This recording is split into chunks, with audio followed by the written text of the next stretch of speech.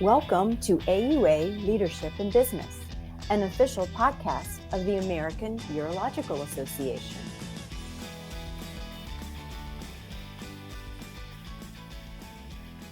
Welcome to the AUA Leadership in Business podcast, where urologic professionals experience the practical application of business acumen essential for success in today's dynamic professional landscape.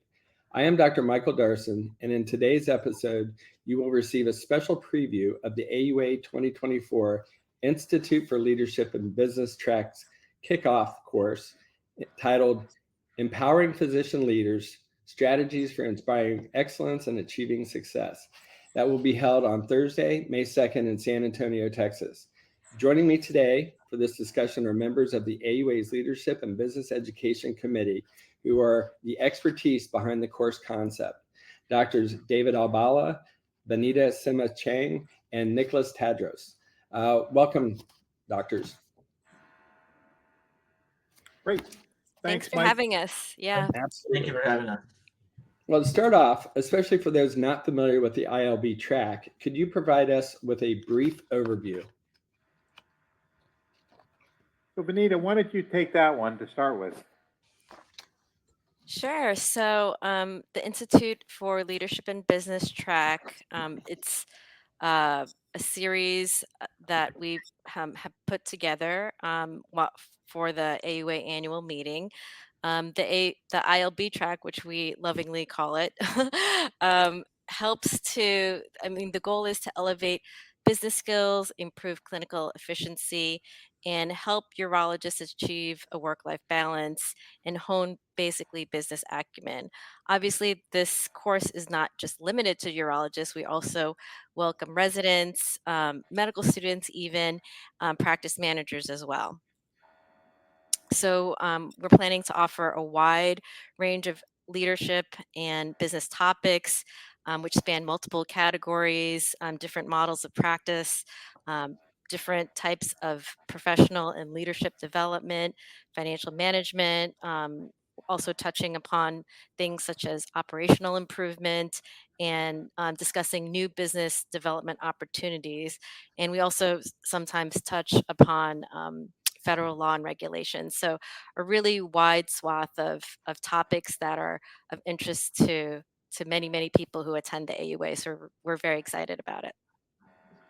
Mike, the courses offered really are over a number of different days. It's 7 live courses running from Thursday. The Thursday course is actually the longest of the courses, with the goal of empowering physician leaders. It runs from 1 o'clock to 5 o'clock, and Dr. Tadros and Dr. Simma-Chiang are going to moderate that. And then the rest of the outline of the courses offered during the AUA is on Friday, Saturday, and Sunday. There'll be 2 courses each day for a total of 2 hours each course. And they cover a variety of topics from, strategies to building a group culture to, basic coding and billing. There's negotiation and conflict resolution. An important talk is the business of urology, what I've learned to be how to be clinically productive, and really avoiding malpractice suits, which I think in the cultures and the times that we're practicing today really is an important topic for all of us to understand what's out there. And so it really covers a variety of work strategies and things that we can do that are beyond what the AUA traditionally has offered, of clinical understanding of practicing medicine as true urologists. This is really focusing in on the business aspect. And, Nick, maybe you can tell us, you and Vannita are going to be running the course on Thursday, which is the 4-hour course. Maybe you can just go through some of the topics that are going to be covered, and then maybe we can, also talk about some of the people that will be talking. Yeah, so I think we're all really excited about what's going to be going on Thursday. As you mentioned, it's kind of a 4-hour block. We have multiple leaders in our field, really nationally and internationally respected leaders coming and talking about a variety of topics, kind of in small chunks and really sharing their wisdom on sort of ways to succeed in leadership. So some of the topics are things like, as we were just talking about, failure and how to deal with failure in as a leader, but also how to develop a culture of leadership, how to develop good leadership skills. So, leading from the front as opposed to leading from behind. And we've tried to pick different speakers that I think really embody this and that are well respected within our community. So I think it's going to be a really great time. It is 4 hours, but it's actually going to go really quickly, I think, because we have lots of speakers. They're all dynamic. They're all going to share their wisdom. I've heard a few of these men and women speak. They're absolutely incredible. And so I think it's really going to be not only a good time, but I think we're all going to learn a lot and come away better prepared to lead in whatever area we are, whether that we're chairs of departments, residency directors, just starting off in a small practice. There's going to be something for everyone. One thing I might add, Mike, is, the topics that'll be covered on the Thursday really range from, physicians that are in academics, physicians that are in private practice. So it's all physicians, which the AUA has really done nice to encompass all of us that, practice in urology. There'll be small didactic lectures, but, the really highlights are going to be the panel discussions and the question and answering times that, and I'll give you a good example. Like, I know Deek Kapoor, who is a private practice urologist, is going to talk about embracing risks and resilience. And he'll talk about, venturing out of the traditional model into private equity and how practices have used private equity.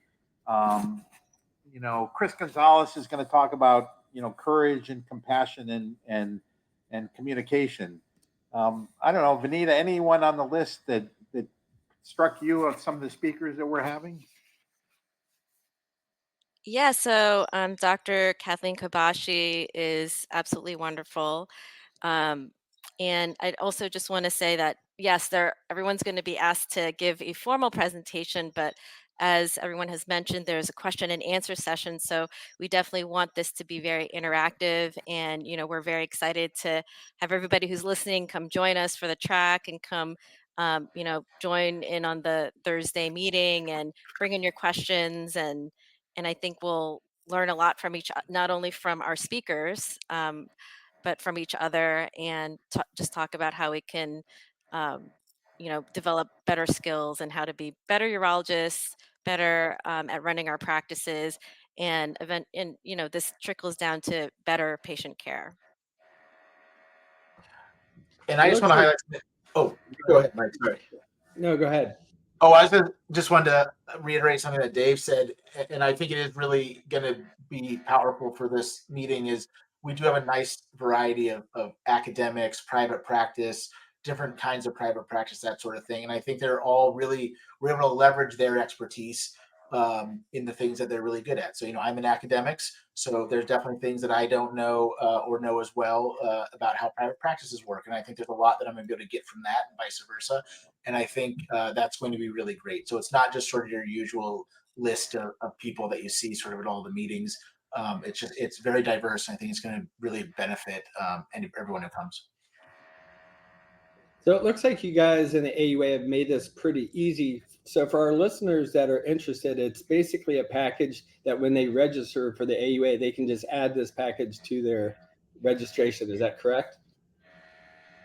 Yes, and they can go to the course lineup by going to auanet.org/AUA2024, and the whole course outline from the Thursday, Friday, Saturday, and Sunday courses will be listed with the speakers. And I'd encourage any of the listeners to take a peek because the topics are diverse, they're comprehensive, and I think the interactions are going to be really quite stimulating. And we also, welcome residents and fellows and medical students. They actually get a little bit of a discount because after you graduate, hopefully, you can make some more money, and then you can afford the fee. But for residents and fellows, you get a discount for the course. Yeah. And I feel like I'm the echo chamber. I would agree with that completely. I know when we did our inaugural ILB course a few years ago at the AUA. It was really focused at more attending level urologists. But honestly, the residents and fellows that came probably got more out of it than a lot of the attending urologists did. And so I think this is another great opportunity for residents and fellows to learn about stuff that they're invariably going to be involved with in the near future, and I think can really benefit them moving forward. Now, these are really some of the topics that, you don't get taught in residency. I mean, we learn how to do prostatectomies, we learn how to do ureteroscopies or slings, but no one really sits and tells us how to, develop cultures of practices if you go into the private sector. Nobody really talks about how important conflict resolution is and negotiation of new contracts. And so all of these items, I think, are really educational, foundations for building any type of practice that you go into, whether you're hospital employed, whether you're in academics, whether you're in the private sector. All of these will serve as a foundation for you to develop your practices, make you a better physician, and make you understand that medicine is a business, and we need to practice it that way. We need to practice it as sensitive physicians, which hopefully we all went into for the main reason, but there's also the economics behind it, and trying to understand that and embrace it and do it in a fruitful way that's beneficial. And that's really what we're trying to accomplish with these courses. So Yeah. I think kudos to the AUA for letting us put these courses on, and I think this is going to be a tremendous year, quite honestly. And I think Dave nailed it on the head. If you look at our list of speakers, these are physicians that have not only excelled as leaders and as sort of, on the business administration side, they've really excelled clinically, and they have a passion for taking care of patients. They have excelled at taking care of patients. They have sort of done it the right way. I mean, that's when we were putting this course together, that's something that we really wanted, was we wanted to find physician leaders that are doing it right, that can be an example to anyone. And I think every one of our speakers is really without peer in terms of their clinical acumen, how they care for patients, and of course what we're using them for sort of their business and leadership traits. Yeah, I mean, honestly, as I look at this program, what I see is something we all have in common. I mean, obviously, we want to make sure that we are doing the best we can as doctors, getting the best patient outcomes. But if we also integrate in clinical efficiencies and operational efficiencies, that means that good doctors are able to see more patients and deliver more outcomes. And this program, I think, really helps kind of gather all those issues in and does a really nice job with it. So let's switch gears a little bit. How did you all become involved in the development of this leadership and business focused education for the AUA?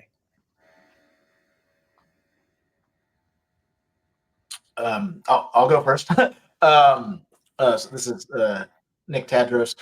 So I really got involved because I initially, honestly, when I got out of fellowship and joined even in academics, I was pretty much completely lost when it came to the business side of things, when it came to even simple things, right? Billing and coding, all the way up to how all of a sudden I'm managing multiple nurses, multiple nurse practitioners. They're all sort of under me and on my team. And I realized I didn't really have the maybe the formal skills, just like Dave was saying. Man, I was a great surgeon, but I didn't know the first thing about leading people. And so that desire for me, for my self-improvement, really led me to this committee, led me to this group, led, I think, for many of us to sort of develop this course for similar reasons. And then, of course, over the years, being involved with the ILB, being involved with all these great people that we've mentioned, that really started to lead, at least for me, somewhat of a passion for this sort of stuff. I got my MBA because I loved sort of the business side of things. I love learning from Dave, Mike, from you as well when you were on the committee. I mean, everyone is. We have such amazing fund of knowledge that it's outside of what kind of sort of traditional clinical knowledge. And I think I'm just excited to be able to tap into it. That's why I got interested in it, and I hope other people will sort of catch that same sort of bug. Yeah, it's Vannita. So same thing. Once you start practicing, I'm in academics, but I always just, whenever I met with my administrators, I just felt like I just didn't really know what was going on. And the way the clinic was run, there were so many ideas. I was like, this could be done better. How can we make this faster? Or how can I streamline this workflow for a patient? How can I get this information to this patient faster? How can I just make things work better? um, and just really, the urology thing I feel like I had down, but I felt like there was some roadblocks there. And I also went to go get my MBA. Actually also participated in a leadership program at my hospital, which actually was a springboard for me to pursue my master's. And just, learning about this track, I was just very excited about it. I wanted to be a part of it. I was invited to be a part of the committee, and this is one of my first year on, and it's been really wonderful to meet other urologists and talk about what are the things that are important and top of mind for us, things that I wish I knew coming out of residency, things that now my residents ask me. I'm better um, able to answer. And it's just wonderful, again, being in this great community. And I think that a track like this, it's wonderful that the AUA is sponsoring it. It's wonderful to have everybody involved. And again, I'm very excited about it. So that's how I got involved with this committee. I guess, Mike, I'm the old guy on the group, and you know, I leadership's really kind of been something that I've really embraced all through my whole career. You know, I took a year off from medicine and worked in the White House as a White House fellow, which was a leadership development program, and that kind of spurred me on to get involved in health policy. I've served on the health policy committee for the AUA, and the a number of other programs through the AUA and on the health policy side of things. And it's just sort of become a passion. And leadership is not something. They're great leaders, but I think good leaders have to learn things, from other leaders. And I think this tract is an opportunity to learn things from other leaders. Um, Not reinventing the wheel, but there are skills that leaders need to have when they are in their communities and in academics or in private practice. And for me, it's just been a passion. And when I was asked to join this committee, it was again another opportunity to spread my wings. And I've learned from I've really benefited from 35 years of practice. Great leaders, Bob Flanagan, Dave Paulson. I mean, I could go through Carl Olson. I could go through the list of people that have kind of intertwined in my career, and I've picked and chosen different pieces of them, and that's what's made me a leader in my community. And I think one thing that we need to do as leaders is give back to our community.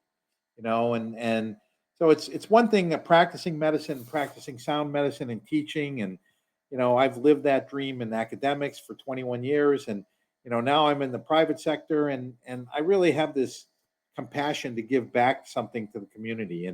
And the skills that I can learn from other leaders are going to benefit that. And that's why I think this work that the AUA's done, hats off to them for developing this. And with your leadership, and with Ken Berger, who's the chair of the leadership and business committee now.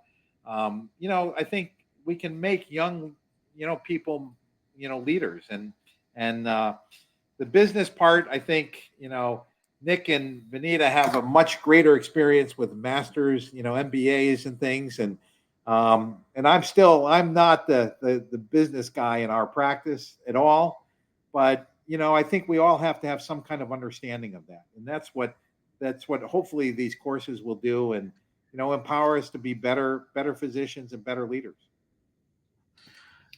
And I have to say, go ahead, Nick. I was just going to keep interrupting. I was just going to say too, I mean, even just Dave's leadership alone, not counting Kent, the other people on the committee, the other people that are involved with these courses has been incredible. I mean, the mentorship that Vannita and I have gotten, I think like even just putting these courses together, for example, has been invaluable. And the ability, just like Dave said, that the AUA is sort of providing this to everyone. I think it's amazing. I mean, this is the sort of stuff, right, that I always pictured, or that you would used to get if you could somehow sneak into a chairs meeting, sneak into, talking to the president of the AUA or whatever. And now we're able to bring all of that to the AUA as a whole. And I think that's amazing. And like I said, even just the small amount of mentorship that I've gotten within this committee, within the ILB tract and everything has been invaluable. And so I think, like I said, to be able to offer that to everyone is incredible. I'm very excited. Mike, just one thing, great leaders, it's one thing to pad your CV and, slap your back, but, great leaders for us, and, I'm not a great leader. I lead, with my heart, and, Mike, he's being too modest, by the way. He's being very, very modest. It's great. It's great to see young people. The greatest reward for either an academic physician or a physician in private practice is to see younger people develop and become, strongholds in a practice or whatever. And, I can tell you, Vannita, Nick, and I worked on this, but, it was fun, and that's what leadership's about, and mentoring. It's so important that we mentor our younger physicians. And, you and I, Mike, are getting older and older, and, and we need to see these young people come through and embrace, because, I wish I could rewind the clock, quite honestly. I wish I could be as young as Vannita and Nick, because, they've got such a great opportunity in the years ahead in their practices. And that's really what leadership and mentoring is all about. And that you've done that too, Mike, I'm sure. Yeah, Dave, I totally agree. I mean, one of the common themes I see here is, we're all kind of trained in this crucible of clinical medicine, and we're striving to be the best doctors that we can. And it's not until we get out and we touch some of these other experiences, like the committees, and we don't realize how much of a passion that this stuff can become, the leadership, the advocacy, all these different avenues. And I think at one time I found myself on 6 or 7 AUA committees, and I couldn't get enough. And it also made me feel like I was giving back. And so I really like how the AUAs embraced this and made this available and cultivated it so we can get the younger folks involved and get their energy and their ideas. So yeah, you guys are doing a great job for sure. So the kickoff course for the ILB track, Empowering Physician Leaders, Strategies for Inspiring Excellence and Achieving Success, is scheduled for Thursday, May 2nd. It sounds like education we could all benefit from. And we've touched on this a little bit already, but can you provide more insight on how you came up with the course concept?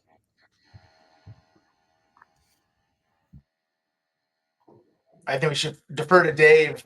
He was, like I said, he was kind of the brainchild behind this. Yeah, remember, I just joined this committee last year, so I can't really say. So, Dave, it's all you. I mean, I can say that we did it by committee. We looked at last year's ILB track. We looked at everybody's comments. So, when you go to the AUA afterwards, they ask for everybody's feedback, and we looked at every single comment. We thought about it.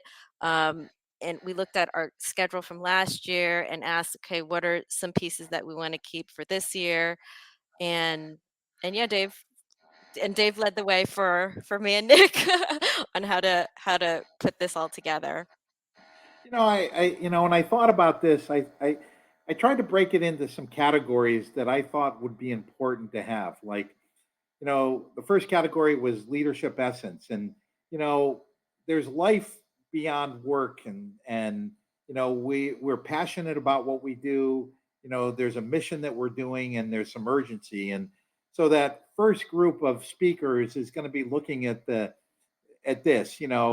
I think leaders act with integrity. They have passion, and they have a sense of urgency. And then from there, I thought, proficiency is important and understanding communication. And, Chris Gonzalez is going to talk about that at the session. And, leaders ask tough questions that need to be asked. They're not afraid. They're great communicators, and, they're great listeners. And then, leaders also take risks. And that's why I'm really excited to hear my friend Deek Kapoor, because he's taken a lot of risks over the years, and they understand that not every battle ends in the war, and it's so I think that session is going to be really quite good. Then I thought I might tap into some of our older, more senior speakers, if you will, and looking at persuasion and navigating compromise. And leaders know when to compromise and when to stand firm, and you learn that. And they're problem solvers, and they're pervasive in how they do that. And then the fourth section is kind of leadership redefined. And and I think one of the more important talks is going to be about failure. I mean, all of us, I'm sure, have had failures in our lives. And the question is not to dwell upon the failure, but dwell upon what you learn from the failure, how you pull your bootstraps up and move forward. And I think that's going to be I'm very excited to hear that lecture. And then leaders are transformational. They can change things, and they understand things. And you lead through experience, not through a title or position. And I think that's kind of rounding things out. So it encompasses a whole variety of topics. We worked together as a panel to find who we thought were really good speakers that can represent these areas. And that's how it all came together. And, quite honestly, it was sort of fun. And, and Nick and Vannita did a great job. And, the AUA has been very supportive on who we've recommended. And so I think this is, to me, going to be one of the highlights of this year's AUA. Yeah, and I'll just add, I think especially Mike, thanks to you and Kent Berger leading this committee. I've been on a few AUA committees, hopefully more in the future, but I have never seen a committee that is, one, more dedicated to their task, two, really puts a lot of thought and effort into this. Just like Vannita said, I mean, we poured over, one, the fact that we even had a bunch of information and data from our first course last year, and we really poured over that. We really thought long and hard about what we felt was wanted by the people who would come, what was needed, and what people would want in the future. And I think a lot of time and effort by people like Dave and Vannita and Kurt, Kent, and you, Mike, have really led up to this. And I think it's very well thought out and will be very beneficial. Like I said, I think there's not really a minute during the entire course that's going to be wasted. Sounds like a lot of people are going to benefit from your work for sure. So what are some of the leadership lessons attendees can expect to encounter through this course, and who will be presenting these lessons? I know, we already talked a little bit about some of the ones that we're excited about. I know a couple people that we didn't mention. One person I'm really excited to hear from is Stuart Wolf. I think he's a fantastic speaker, really an all-around great guy. Many people know him. And he's going to be talking about one of those topics that Dave mentioned, which is that compromise, when to compromise, when not to, when to stand firm, when to give ground. And I know for me, at least, I mean, that's something that I think, and we probably all struggle with, but honestly, it's something that I struggle with, is when we should really stand our ground, when we should say, like, this is what's right, this is what's best for patients, maybe to administration, or even how we're tailoring our practice and stuff. So I'm really excited to hear his thoughts. He's practiced for a little while, and he knows his stuff. He's a fantastic leader down in Austin, and I'm really looking forward to kind of hearing his insight on that. And he brings some things that we don't have as physicians. I mean, I've known Stuart. Stuart, was a fellow with at WashU after I left, a couple of years after I left, and he's had a really illustrious career, up in Michigan. But then he took a risk and went down to Texas. Left left a really solid opportunity, well respected in the community, in academic medicine, and then became a dean down in Texas at a brand new medical school, at Dell Medical School. And so, he kind of embraces what we're trying to show in this whole conference. He took a risk. He was a competent guy. He's, had integrity. He had passion. He was a terrific endourologist. I think some of the contributions he did in hand assisted, laparoscopic surgery back in the day, I was fortunate enough to be at WashU when Ralph Klayman, when we did the first nephrectomy. But what Stu brought is he developed this technique, with some other urologists on how to really expand this procedure that was difficult to do to the community. So he brought, hand assisted laparoscopic surgery to the community. And quite honestly, that's a significant contribution, in the practice. But then he gives it all up to start, to go down and be a dean at a new medical school. I mean, there's things that you're going to learn. You're not going to learn how to take a kidney out from Stu in the 20-minute lecture or 20-minute conference, but you're going to learn what motivates us to take chances. What drives us? Why do we want to do that? And how can we be successful? And he's impacting young students now that hopefully some of them will go into urology and are the doctors of the future. So those are the kind of leadership skills that one guy has this vast knowledge, and has been able to do it, and he's been able to show it. And that's going to be a great lecture, no question. How about Vannita? Anything that on the courses, that the topics that are going to be discussed on Thursday that kind of stood out to you?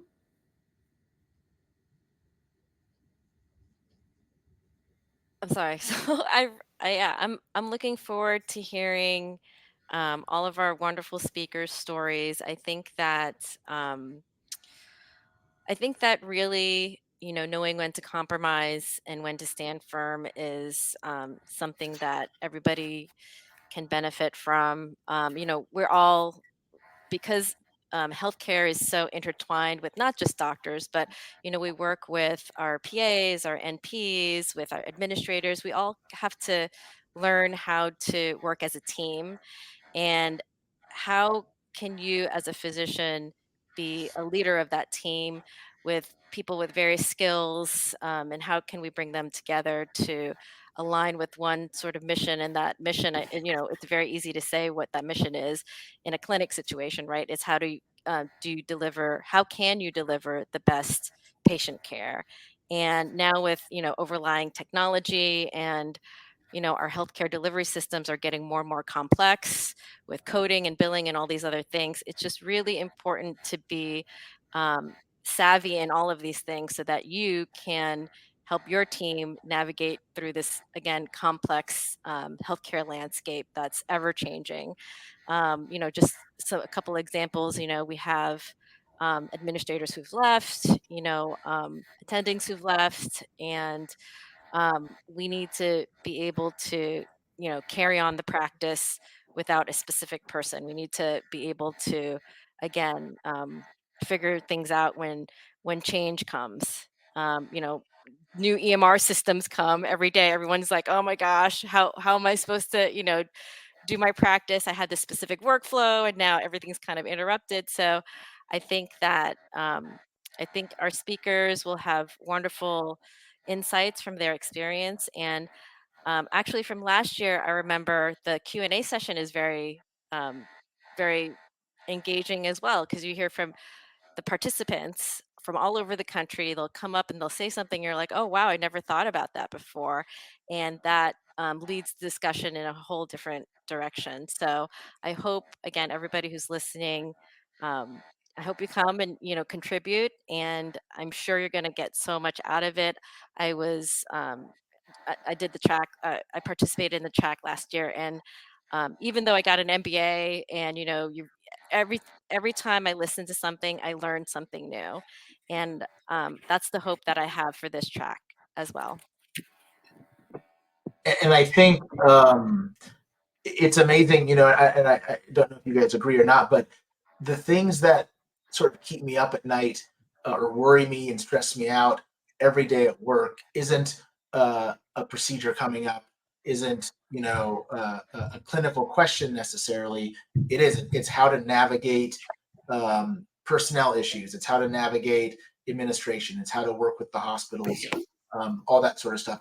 That's really the things that that kind of stress me out, but I think are also very rewarding. And that's exactly what this course, like you're saying, is sort of focused on, is stuff that I think we really desperately need, more training on. And that's what we're hoping to give. And I think, like I said, everything that you can get from it is going to be useful. You'll be able to take back to your practice and really use, starting from day one. You don't have to buy any new equipment. You don't have to learn any new techniques or procedures. This is really stuff that everyone can use in their practice. All right. Well, as we wrap up this conversation, it's important to emphasize why this non-clinical education is important for urologists whose main focus is geared towards clinical aspects of urology. Anything else that you guys would like to add? I'll just chip in and tell you, this isn't taught in medical school. It's not taught in residency. I think traditionally you learn to become a leader, by observing other leaders and taking pieces of what you think are solid leadership skills. And there's no question there's been lots of published data on, leadership you need to learn some aspects of leadership. And I think this is a valuable, opportunity for everybody listening to benefit. And, you may not learn how to, do a certain procedure away from this course. What you're going to learn is how to interact with people, how to do things maybe differently, think differently. And those are valuable lessons. And, they can't be taught.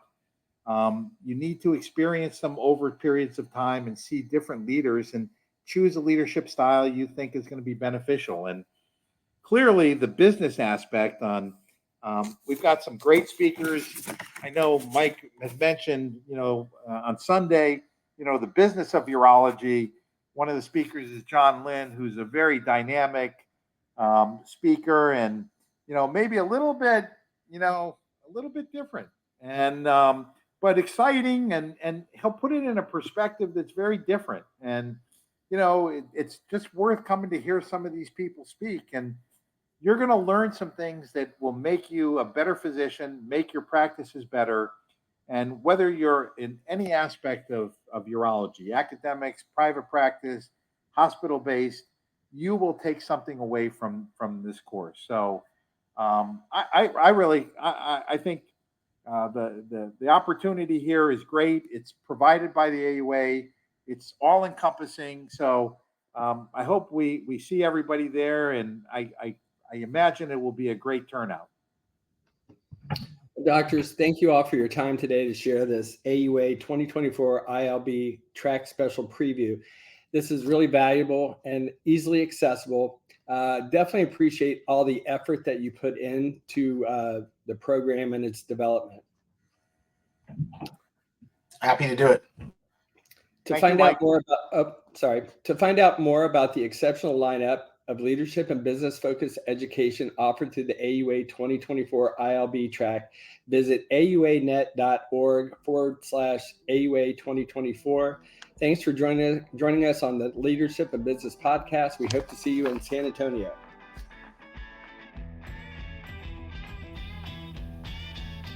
Invest in your leadership and business skills at AUA 2024 with the Institute for Leadership and Business track. The ILB track features a total of 7 live courses offered from Thursday, May 2nd through Sunday, May 5th, with additional on-demand content to supplement. Whether you are starting your career, seeking career advancement or professional development, or looking to master the business challenges facing today's urology practice, the ILB track offers education to support your needs and professional growth. To accommodate the busy and robust schedule of AUA 2024 and to ensure that participants have access to all programs in the ILB track, each session will be recorded and can be accessed on demand unless otherwise noted. Visit auanet.org/AUA 2024 to learn more and add the ILB track to your annual meeting registration. See you in San Antonio.